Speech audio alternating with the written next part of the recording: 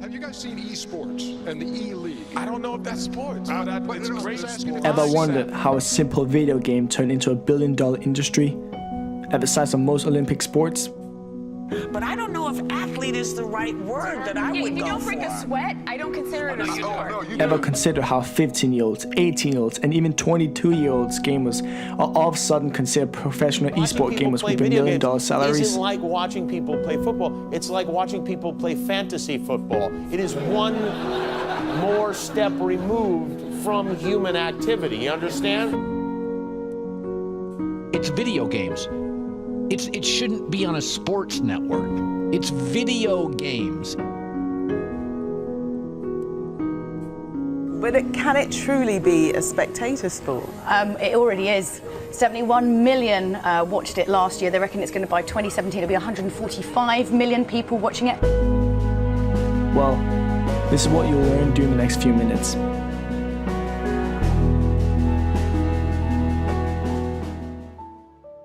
(1958). An American physicist named William Higginbotham created a small tennis game on an oscilloscope to be shown at an exhibition. 1961. In 1961, a game called Space War was created on a newly developed supercomputer, PDP-1. It was designed to demonstrate the full power of this supercomputer, so in a way, this shows that it was possible in those days.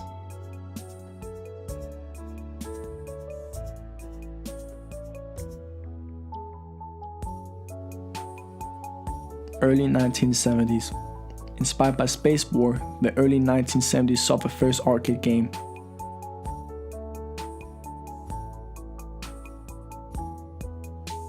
And was soon after a fundament for the first actual computer gaming company, Atari. The success by Atari led to other companies entering the gaming scene. And soon after Space Invaders was introduced,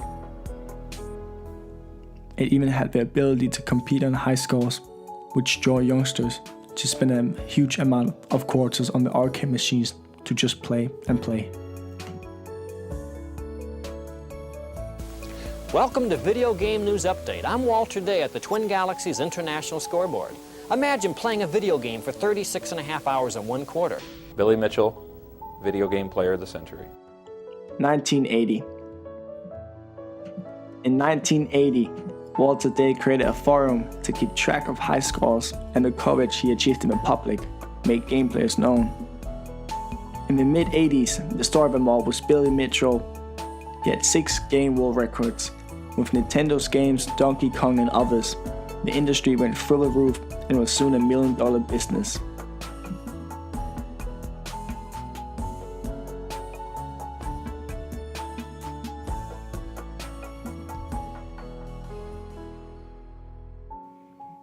The 1990s gave the world access to their own personal computer, thanks to innovative geniuses like Bill Gates and Steve Jobs. Soon after, the internet became a reality, with millions of computers connected in a worldwide web as a network. This allowed new companies like Google to arise. The access to computers created a new industry for gaming at home and connected with friends. The games became more advanced in graphics and challenge as the computer power evolves.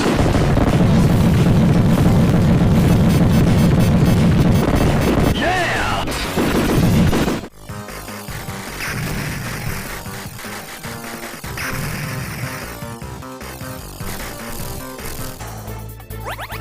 What are you waiting for? Shoot! Don't talk to me like a rookie! I'm telling you, shoot!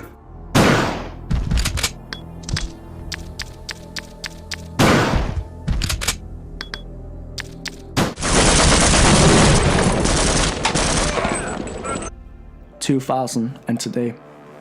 Up from the beginning of the 21st century, gaming has evolved into a fast-growing esport industry.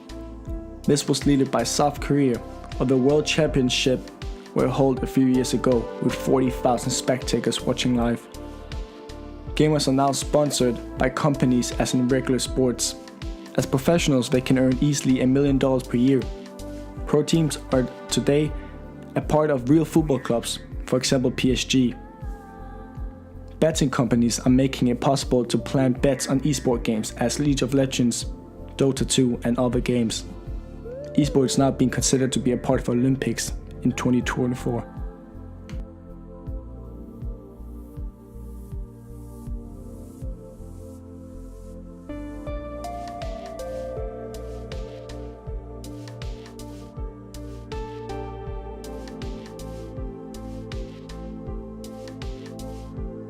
About 7 years ago, when we had 10,000 people tuned in concurrently online from all over the world watching some of the Intel Extreme Masters matches, we were very pleased. This March in Katowice in Poland for the Intel Extreme Masters World Championship, we had that many people at one time in a stadium staring at the stage watching these guys play for the championship, and 1 million people concurrent watching the final online. This is just insane growth, and it's not stopping. To be an esports athlete is like a dream come true. I mean, me and my friends, we all grew up playing video games. I never really envisioned the time in my life when I would be able to do it as a job, get paid for it, get to travel the world. Sometimes I'll be training maybe 80 hours a week. It's hard to determine because you're basically playing at every opportunity that you have. My dad and my uncle are coming out to watch it, so they're really excited to see me play because, you know, they don't get a chance to do that in person too often. The computer technology changed everything we do. Now we're studying from an electronic device online and look up knowledge in a split of a second. When we find new music, we look it up online, which means we don't have to go to a store and buy it.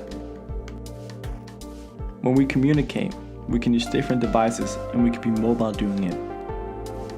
We can connect with whoever, wherever in a second. Big technology also helps us in daily lives with shopping, exercise, finding our way around, planning, sending documents and messages instead of letters. We can sit on an island and still do all these things. So the world has become smaller, and we're easier and quicker informed than before computer technology. The way young people spend their free time before gaming is very different from today. Now we can sit home alone and still play with others online. We can chat with our friends without having to meet up with them, so we can be very social whenever we want. But it can also have an effect on how much time we spend outside and physically with other people. Is this good or bad? I think that too much of one thing is never good, so we have to learn to balance it. Can esport reduce crime rates?